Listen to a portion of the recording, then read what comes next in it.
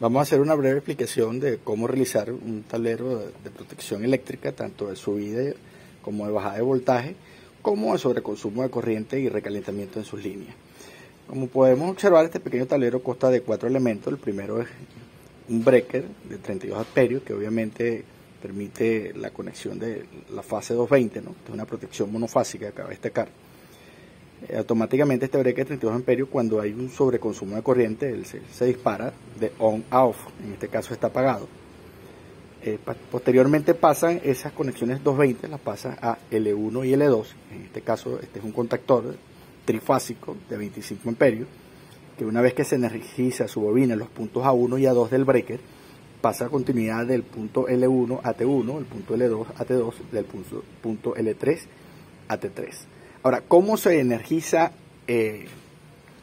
este contactor, ¿no? en su bobina, en sus puntos A1 y A2, que están en la parte detrás de, específicamente, el punto A1 está detrás del L1 y el punto A2 está detrás del punto N3, N0, tornillo que ve allá al fondo.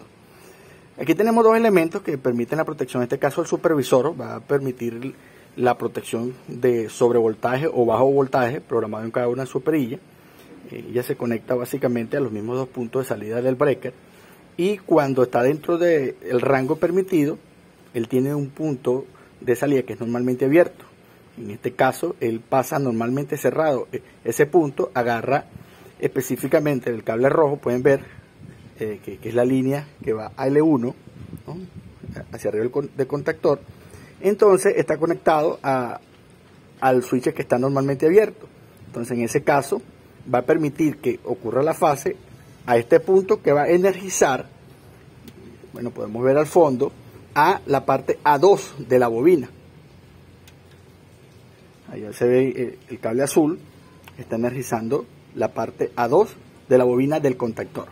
Es decir, que el supervisor va a permitir energizar la parte A2 o el punto A2 de la bobina del contactor, y el térmico, en este caso, el que hace la protección contra sobrecorriente y contra sobrecalentamiento. En este caso la perilla, ella está programada para 25 amperios, que se dispare en este caso, porque cabe destacar que el térmico no interrumpe las líneas L1 y L2, ellas están conectadas simultáneamente y dan la salida correspondiente a T1 con T1, T2 con T2 y T3 con T3, pero él cambia su estado de normalmente cerrado, los puntos 95 y 96 los pasa abierto cuando hay una falla, y el normalmente abierto 98 y 97 los pasa normalmente cerrado.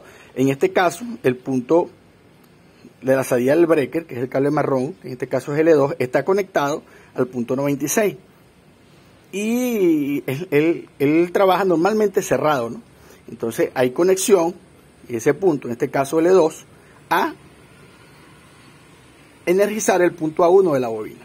Es decir, que con el supervisor protegemos el sobrevoltaje y energizamos el punto A2 de la bobina, y con el térmico, que protege por sobrecorriente, en este caso programada por la perilla, o por sobrecalentamiento, energiza el punto A1 del contactor, que permite que a su vez exista la conmutación y la continuidad de conexión, valga la redundancia, entre L1 con T1, L2 con T2 y L3 con T3.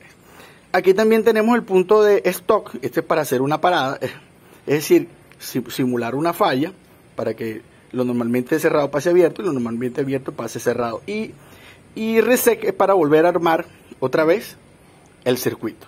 Entonces, aquí a la final la salida sale del térmico a sus cables 220, y le colocamos en paralelo un piloto supervisor 220 para verificar cuando efectivamente esté saliendo el voltaje completo de la protección. Cabe destacar que este tablero está hecho para una bomba sumergible de 3 HP, aproximadamente 16 y 17 amperios de consumo, y de esta manera lo protegemos tanto de la subida o baja de voltaje como del sobreconsumo de corriente o recalentamiento.